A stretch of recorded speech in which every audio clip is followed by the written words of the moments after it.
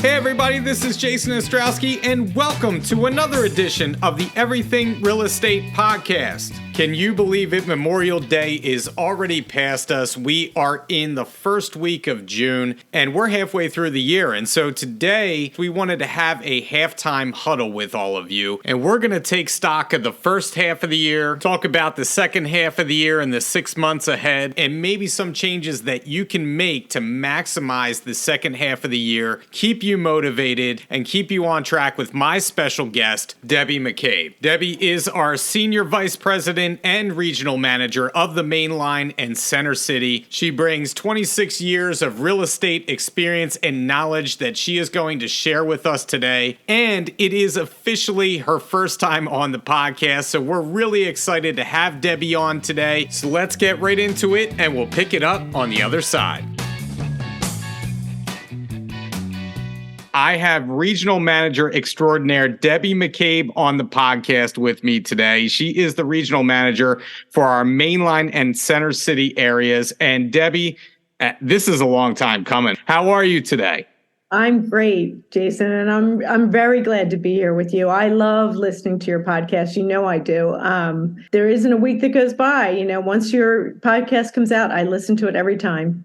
Well, first off, I have to say thank you for that, because I know you are an avid listener, and I really, really appreciate you listening, number one, and your feedback, number two. And I wanted to get your take. We're going to do a halftime huddle today, you and me. And so in that huddle, we're going to talk about, number one, what you've seen so far this year, where we're going in the second half of the year and where you foresee that going. And then we're going to talk about reassessing our business plans, our marketing plans. We're going to get into a bunch of stuff today. So what have you seen in your footprint as regional manager so far that may have surprised you this year? Well, I think starting off the year, what surprised us was how quickly things were going down.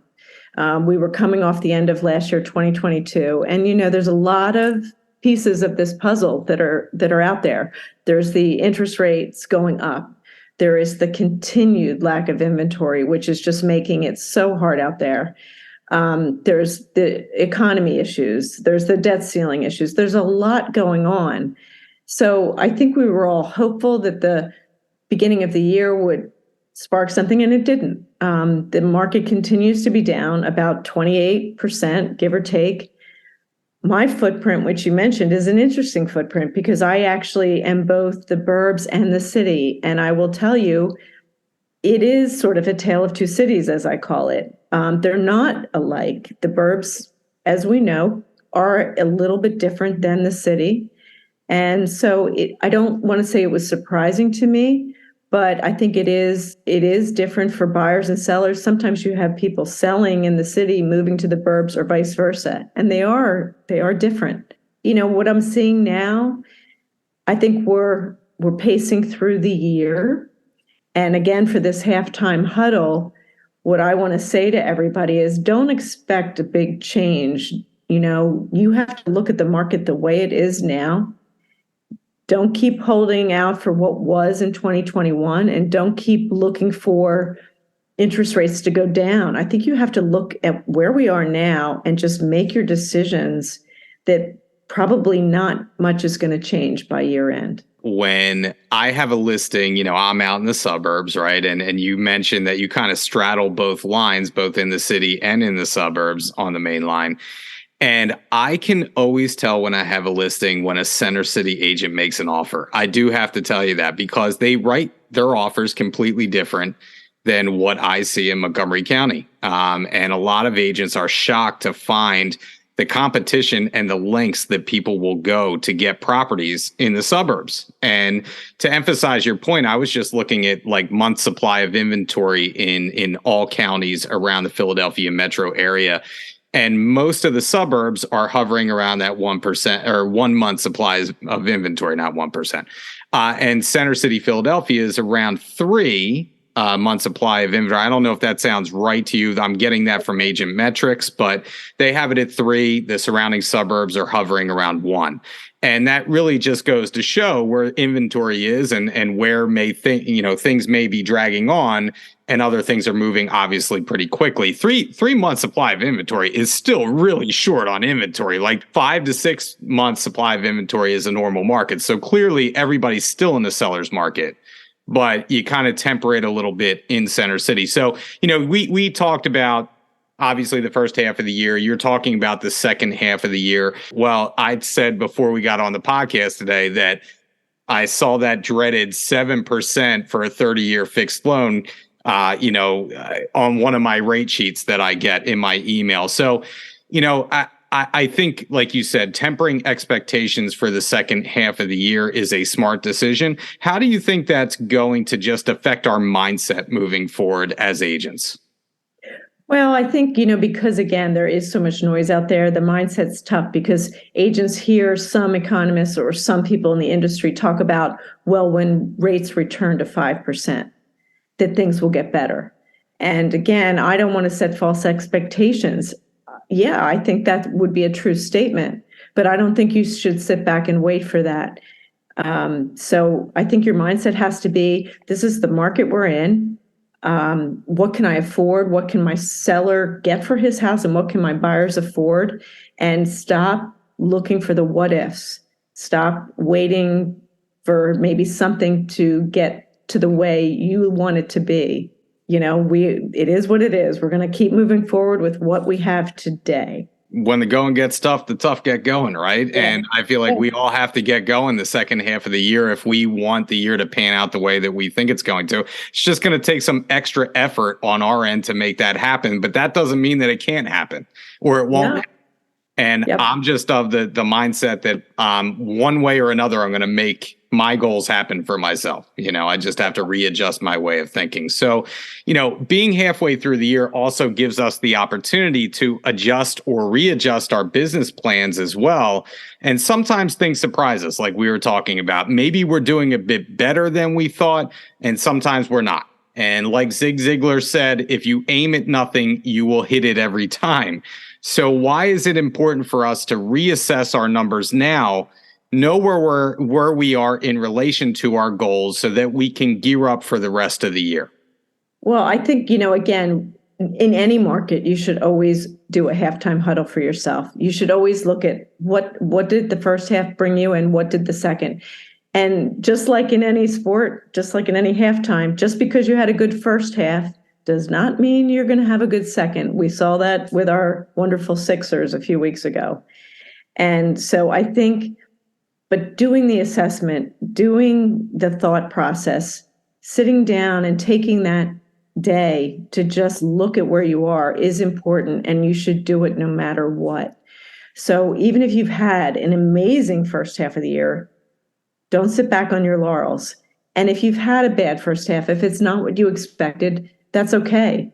You can adjust and you can rethink, okay, what am I going to do differently to maybe make up for what was down the first half? And there's a lot of ways to go about that. For sure. I mean, one thing that I'm currently working on is that, I know that eventually Moxie is going to be sunsetted, right? So I'm working on my core present. I'm working on, my listing presentation. How can I kind of make that into the next iteration of my listing presentation, right? How can I do better in that regard? Because I feel like listings are at such a premium right now that if you get an opportunity to go out on these listing appointments, you have to do everything you can to possibly maximize, number one, your effort, but also your chances of getting these listings, because you don't get too many opportunities, right?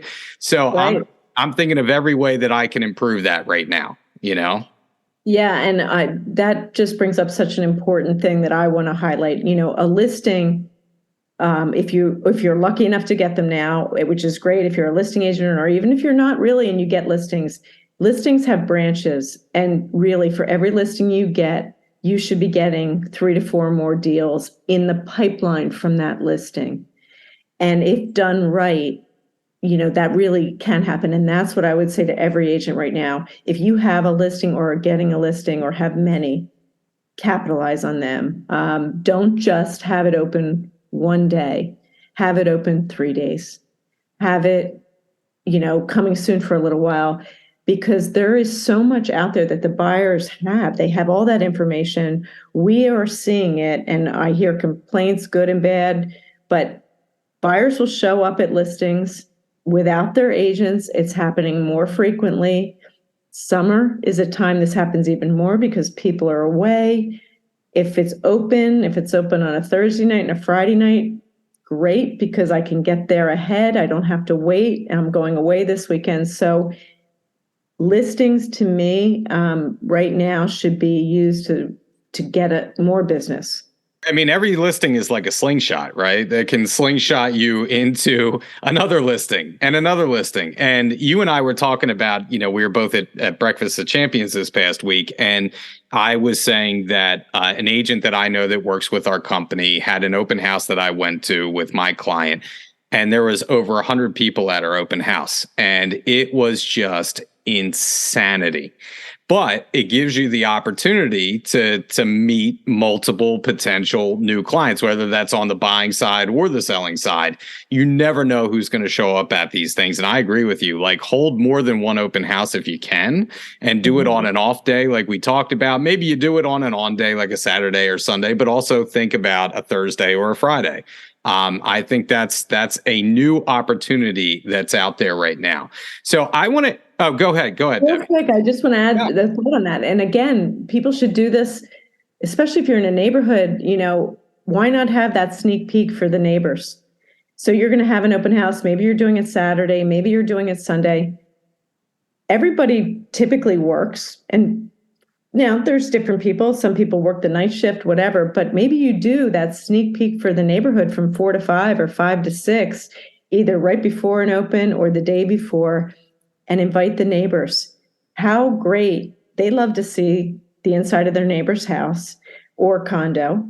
They want to know what it's going for. How does my house compare to that? And you go out and you invite them, put a flyer on the outside of their mailbox, a door hanger, and make sure they know it is a sneak peek for this neighborhood. That should be done more than it is. It's a great opportunity. It's a brilliant idea, because also it's a first chance to make a good impression on people. And sometimes when people show up to open houses, they don't think that you're going to be their listing agent, but they see the way that you operate. They get to meet you a little bit. It's a meet and greet, right? And if you do a good enough job, some people are going to use you to list their property when the time comes. So I think that's a great idea. That's another addition to the repertoire that we can have right now when we get these listings. So I wanted to ask you, because being a successful former agent yourself, if your numbers aren't where you would like them to be, how would you personally go about making some changes to your own business plan if you were still an agent? What would you do to reevaluate things for yourself? Maybe if you weren't where you were halfway through the year, where you wanted to be? Well, the first thing I think you have to do is take an honest look at yourself. And I would tell you, Jason, when I talked about myself and my business, how it worked, or if you came to me for coaching or any of my agents, the first thing I think I always look at is how do I best get my business? And that's not the same answer for every agent. Some agents can cold call, they write letters, they do all kinds of things like that. And there are other agents that are mega $1 million producers that never do any of that. They do it all by referral. And there's no wrong answer, but I think the first thing you need to do as you sit down and look at your business plan is look at where you get your business. And if you mostly have listings or you have buyers or it's an equal thing, where did they come from? Know if they came from referrals. Know if they came from mailings that you sent. Know if they came from open houses. And then really think critically about yourself and decide, do you invest more in those things that worked? Or do you maybe take a chance on doing something you never have done? And there's no wrong answer to that, but knowing yourself and being authentic to who you are, because at the end of the day, we know that most people come to us in this business, whether we're listing agents or buyer's agents, because they know, like, and trust us. And for some reason, they want to use us. And you need to know who you are first and foremost.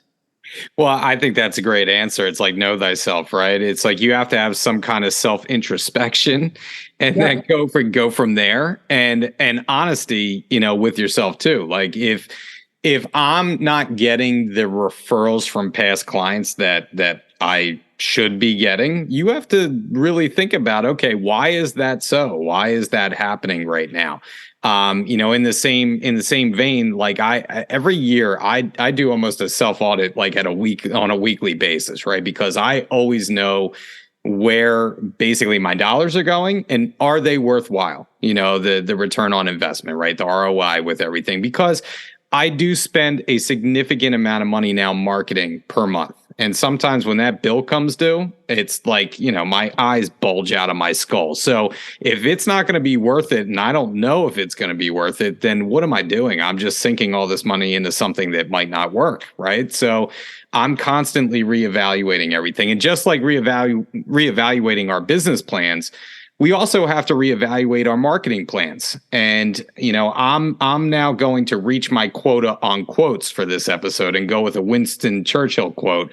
Those that fail to learn from history are doomed to repeat it. We've all heard that quote before, but it's so true. Why is it so important to also know what's worked in the past for our marketing numbers so we can assess or reassess where we're currently spending our marketing dollars and where they should be going? It is so important to look at where you're spending your marketing dollars, and different agents will do it differently, right? Some will be buying leads, Zillow leads or Realtor.com leads. Some of them send out magazines or gifts. Some spend a fortune on doing what I call Buffini type pop buys and touches to their clients, and they do that. Some sponsor charity events or get involved and get their name out there. Some take ads out in periodicals, Philadelphia Magazine, Mainline Today, whatever those are. You need to know, are you getting your money's worth from them, and where are you getting the biggest bang for your buck? And you need to reevaluate how you are spending your money, and I know not everybody is good at keeping track of that, but it doesn't take too long to look at your last 2 years worth of business and put a little column of where that person came from and did it work. Sometimes you don't always know either. You may do mailings and you may spend a lot on cards. And did you actually get a client? Well, did it really come from the social media you were doing?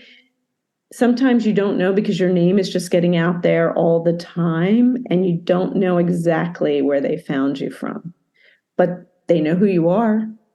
That's the saturation of the market, right? I always look at it that way. It's brand awareness, and there's kind of like those different buckets when it comes to marketing. Well, some stuff you're not going to be able to quantify, but it's brand awareness, and other stuff is a direct quantification. Is that a word? Quantification? Quantification of, like, say, an RSP mailer. Someone calls me and said, I got you from your agent mailing. Like, I know where that came from. Or, a friend of mine refers a friend. I know exactly where that came from. But I, like you said, I always mark it down. If I'm putting someone into my CRM, if I'm putting them into my phone, I have to remind myself where the referral came from, because quite honestly, sometimes I forget, but that's a good thing. That means you're actually getting referrals, if you're getting enough referrals to forget where they came from, that's actually a positive. So I look at it that way, but I always make sure that I know where it's coming from. And, you had mentioned a bunch of different things there, and this leads me into my next question for you, because as regional manager, you get a great bird's eye view of what may work and what may not work for a bunch of agents in your region. And so if you'd be willing to share, what do you see working out there right now? Like, is there a pattern to maybe some successful agents and what they're doing right now that works, or is it kind of just what their niche is, right? What are some things that agents are doing to generate leads that kind of grab your attention right now? So, right as you ask that question, a bunch of things do come to mind. And again, be authentic to who you are and what you're going to be good at. So I will tell you, video for sure and social media is working.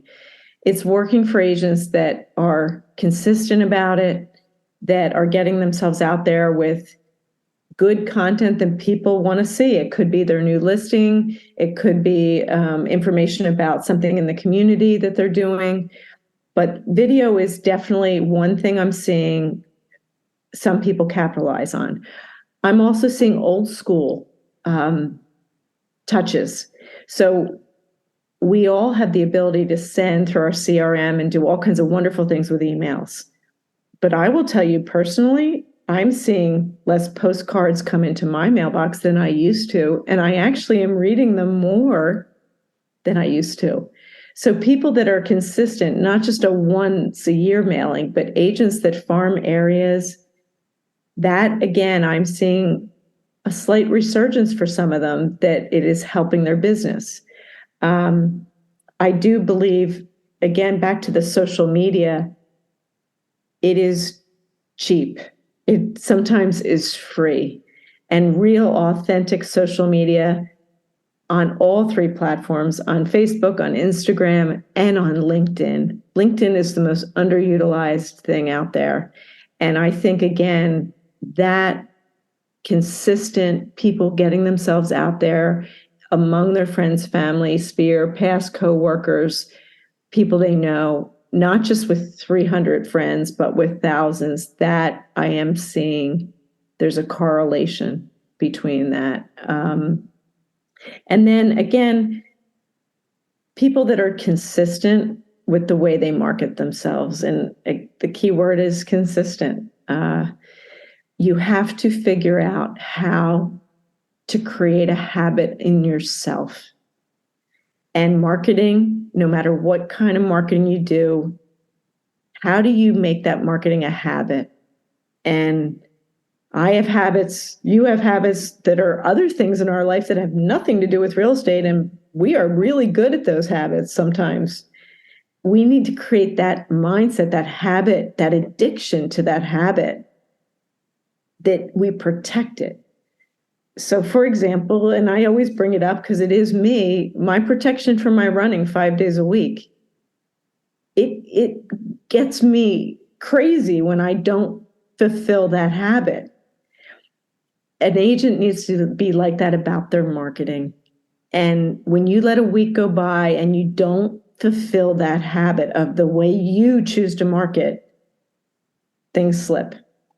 You know, it is such great advice that you just gave there, and tying it to your running, because, you know, one thing I've always admired about you is your consistency in your running and what you do. You're very regimented. You make sure, and when you go for a run, it's not like you're going for a run for like 10 minutes, you know, like the rest of us. Like you have to set aside a large amount of time to go running. There's an agent in my office, Tabitha Height, who shout out to Tabitha. She's the same way. She is a monster when it comes to like training and her schedule and all that stuff. It is really hard to balance that. But you know what? Where there's a will, there's a way. And I think we have to find that consistency, like you said. Yeah, and it can be, the consistency, like, again, you have in running, or you have in what you do in your real estate career. And again, we have it. We do it in other things in life. We need to do it in our real estate careers. We need to know that every time you get in the car, you have a list in your car of who you're going to call. Yeah. Yeah. Past clients. You're driving down the street and you're like, I sold on this street 5 years ago. Well, you know what? Have that mindset that every time, and I have to be careful. I don't want to risk anybody's safety in the car, but every time you get in the car, make 4 calls. To people that you haven't talked to, or if you know that the minute you leave your house, the world changes, then get your marketing done every morning for an hour. Be consistent, and there's no wrong way to do it.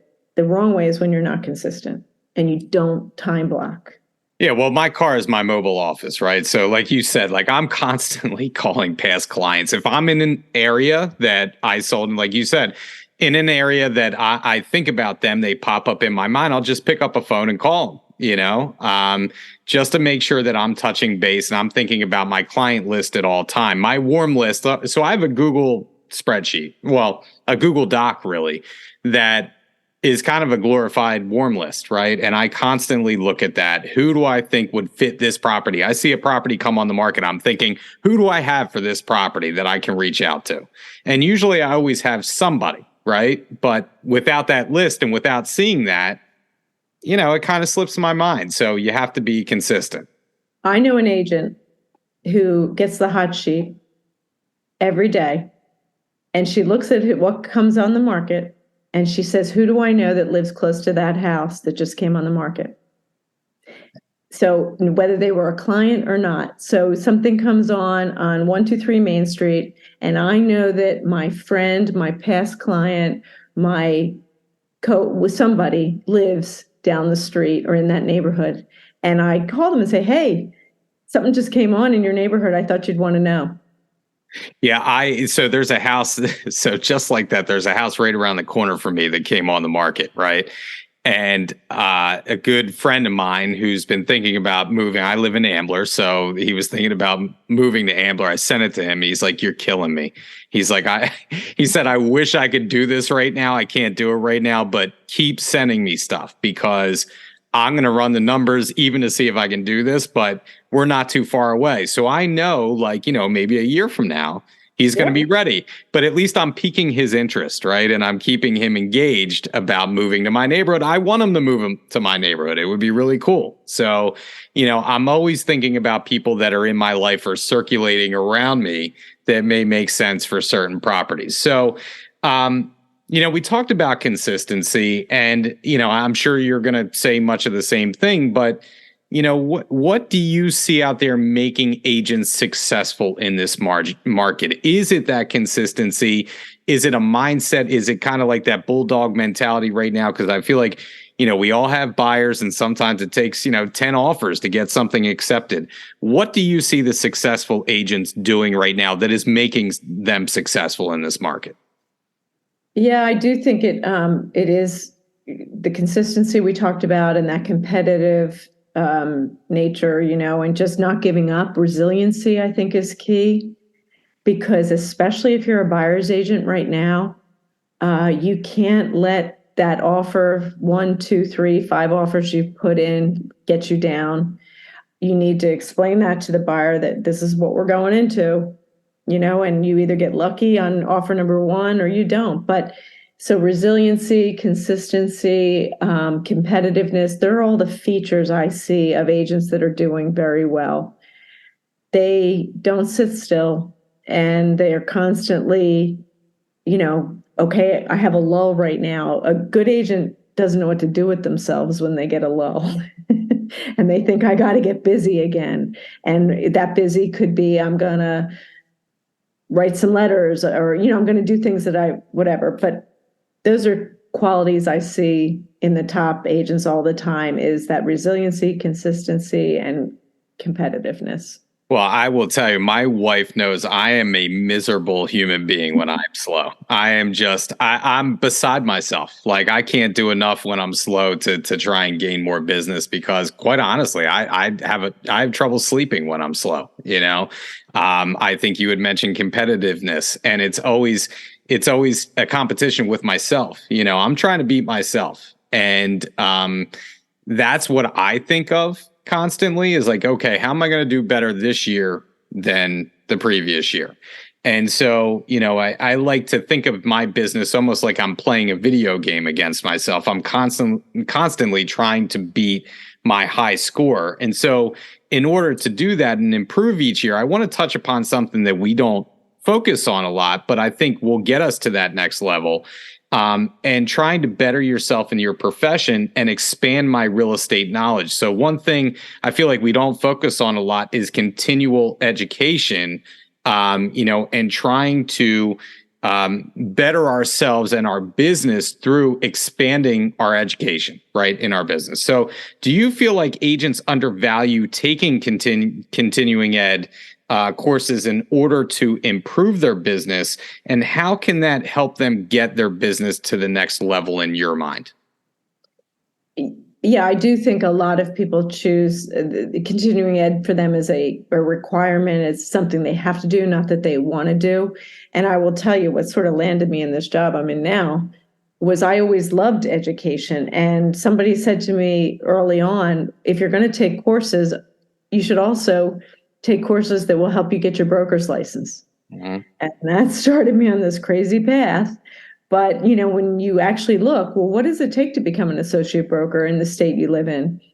That's sort of what I started doing. So, for example, when you become a broker, you have to take classes like management or appraisal classes. They're not always the go-to classes for the average agent, but I will tell you, learning about the appraisal process, that appraisal course, which is required for a broker, was huge. It helped me as an agent along the way. And we don't always think to take that class. Or getting certifications, I think, is a way to improve yourself. Getting a senior certification to work with seniors, or getting, certifications for other things like a BPO certification. You have to take classes anyway, so why not take a class to get you the next degree? That's the way I always looked at it. You wouldn't go to college and just sort of take classes all over the place. You'd have a goal. You have a degree. You just don't sign up for a class. Make part of continuing education a goal for yourself, and you will better yourself for it. Yeah, I mean, I'll tell you, just from a personal standpoint, two of the best classes that I ever took was, number one, a construction course. Yes. Learning how a house is built from scratch, from footers to baffles to, to everything in between.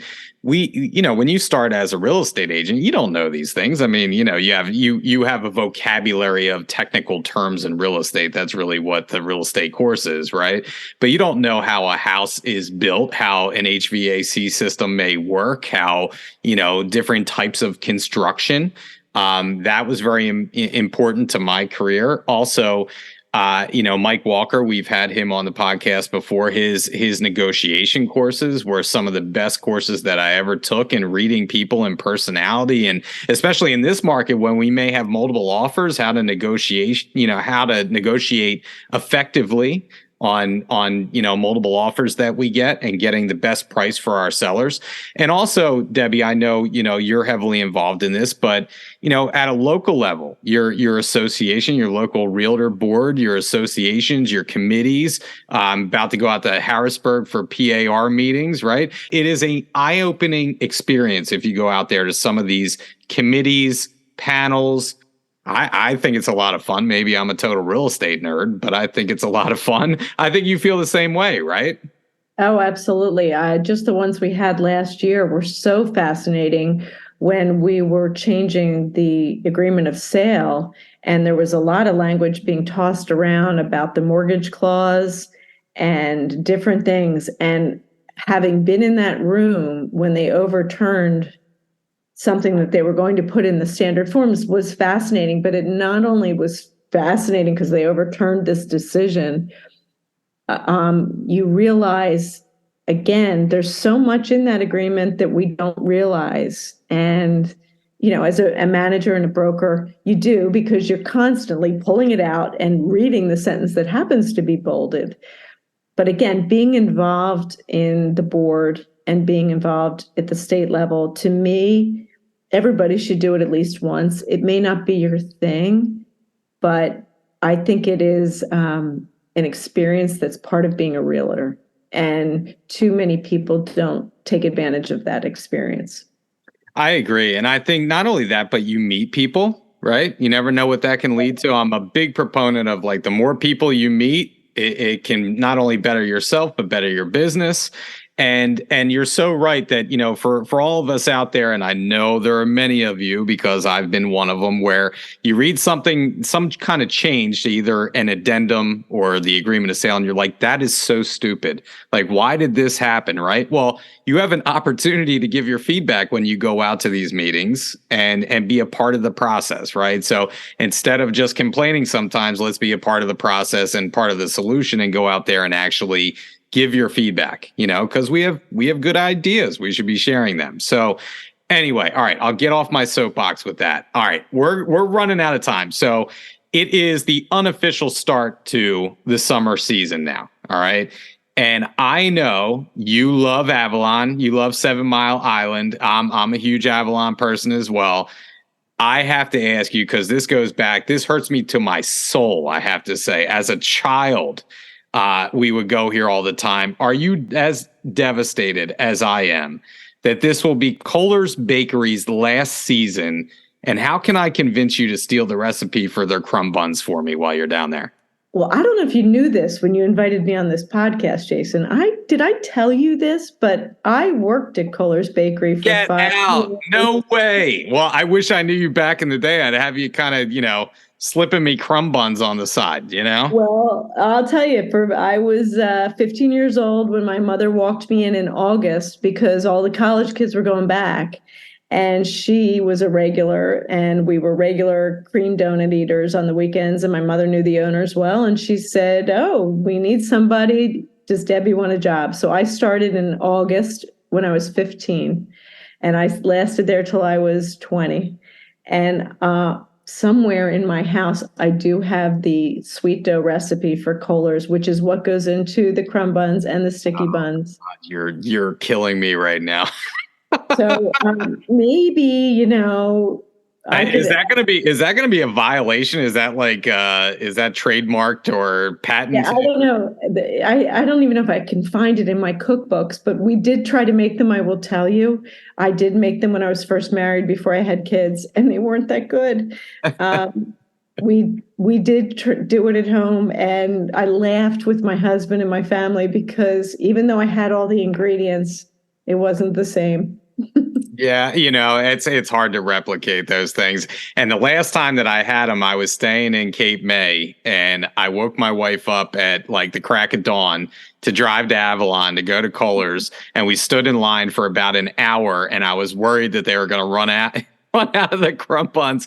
Got my hands on the warm crumb buns, brought them back, and I must have ate like a half a dozen of them. So thank God, actually, I do have to say I probably weigh a lot more than what I weigh right now if I had access to crumb buns all the time, So I don't know if the picture's still in there, but for those listeners that are going into Kohler's, if you go into the shop that still exists, there's a lot of pictures up on the wall. And I challenge everybody to go find the one of me in the picture. But I have a braid so on my back. Yeah, that is so cool. I never knew that. I never knew that. That's so neat. So, well, anyway, I hope that you enjoy your time down there. It's the unofficial start, like I said, the unofficial start to summer. And to all of you out there, I wish you the best of luck the second half of the year. Think about what Debbie said today, reevaluating your business plans, your marketing plans, and stick to it. Debbie, thank you so much for joining me today. It was a true pleasure. I always enjoy talking to you, and I'm sure I'll be seeing you soon. Well, thank you very much for having me. And if anybody ever needs anything, I'm a phone call away. You can Google my number. It's there. Thanks so much, Debbie. I'll talk to you soon. That was the interview this week. Here are a few takeaways from my conversation with Debbie. Number one, with all the headwinds that we may face this year in 2023, whether it be the extreme lack of inventory, running buyers around everywhere every day as soon as a new listing comes on the market, or the rising interest rates that are now hovering around 7% again, we have to focus on just staying steady, staying consistent in our business. This business is a lot like any other business. You get out of it what you put into it. And the more that you put into it, the more successful you will be. I'm a big believer in the real estate gods, right? They reward us eventually for the hard work that we put into things. So like Debbie said, whether the interest rates stay where they are or they fall in the second half of the year, if there's more listings that come on the market or the inventory stays the same, it is what it is. As Debbie said, you have to be stoic, keep plugging away and doing the right things every day, and you will be rewarded for it. Number two, if you are doing the right things and you are not being rewarded for it, then maybe it's time to reassess what you are doing and find out what works and what doesn't. As Debbie said, know thyself. She talks about in this podcast knowing where your business is coming from, focusing on what works, getting rid of what doesn't work. And if you need some inspiration or bounce some ideas off of someone, take one of your colleagues who's successful right now out to lunch, ask them for their advice, what they would do, and maybe incorporate something new into your marketing plan for the second half of the year. And last but not least, we talked about continuing ed. It can be a very underrated and unappreciated part of what we do in our profession. We often focus on the day-to-day stuff. We get lost in our business a lot of times, and rightfully so. We're very busy. But this is an important part of expanding your knowledge base, talking confidently about a subject with your clients that you may have learned about. And a lot of these designations have national databases where it may get you business from another part of the country. You may get a referral from another GRI or another CRS. Take a construction course or a broker's course, an ABR course. Expand your knowledge base. It's only going to lead to good things. Well, that's it for the podcast this week. We will be back in another couple of weeks with a new topic, a new guest. And as always, if you want to hear something that we haven't covered yet, please reach out to me, jason.ostrowski@foxroach.com. And if you haven't liked and subscribed to the podcast or left us a review yet, please do so. It helps us to reach more people. Once again, this is Jason Ostrowski saying stay safe out there, stay selling, and we'll catch you on the next episode of the Everything Real Estate Podcast.